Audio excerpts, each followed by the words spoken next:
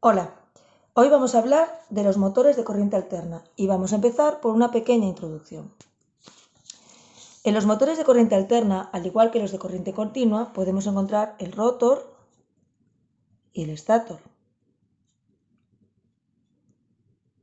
En el rotor nos encontraremos las bobinas del inducido y en el estator las bobinas del inductor.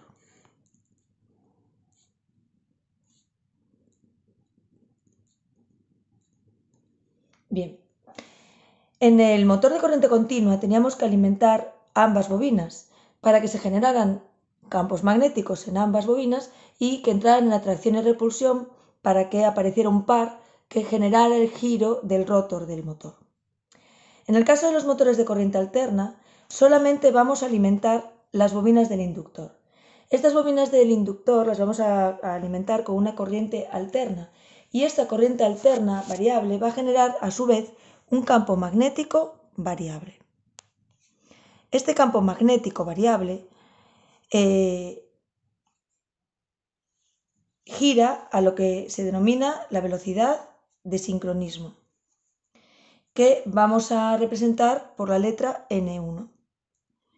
Esta velocidad de giro va a depender de la frecuencia de la corriente que alimenta el motor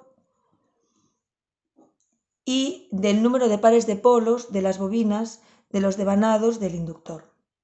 Además, hay que multiplicarla por un factor de 60 porque la frecuencia viene en hercios, es decir, segundos a la menos 1, y las revoluciones por minuto serán por minuto. El 60 nos va a servir para transformar esos segundos en los minutos de las unidades de la velocidad de giro. Una vez que el campo magnético variable aparece en el inductor, estamos en las condiciones del experimento de Faraday, que demostró que cuando había un campo magnético variable cerca de una bobina, en esa bobina aparecía una corriente inducida. Esto es el caso. Nosotros tenemos un campo magnético variable en el inductor y cerca, en las bobinas del inducido, va a aparecer una corriente inducida. Esta corriente inducida va a provocar la aparición de un campo magnético también inducido y, por lo tanto, un par que será igual que en corriente continua debido a una constante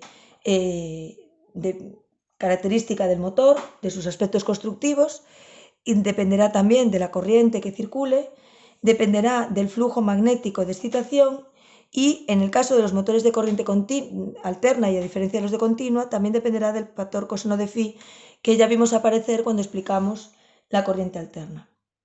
Este par motor va a provocar un giro del rotor y este giro del rotor hará que aparezca una fuerza contraelectromotriz igual que los de corriente continua que ya vimos y por lo tanto la corriente que circula por el inducido se estabilizará y llegará a una corriente nominal. Bien, la velocidad a la que gira el motor será una velocidad de giro n2. Esta velocidad de giro, en la mayor parte de los casos, es menor que la velocidad de sincronismo, n1.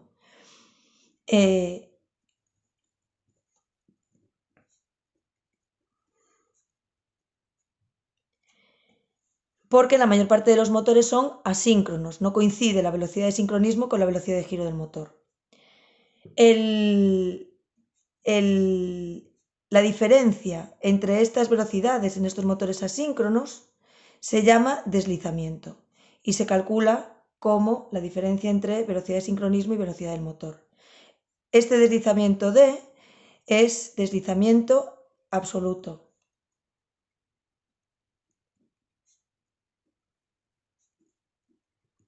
Pero lo más habitual es hablar de deslizamiento relativo, S, que será esa diferencia referida a la velocidad de sincronismo.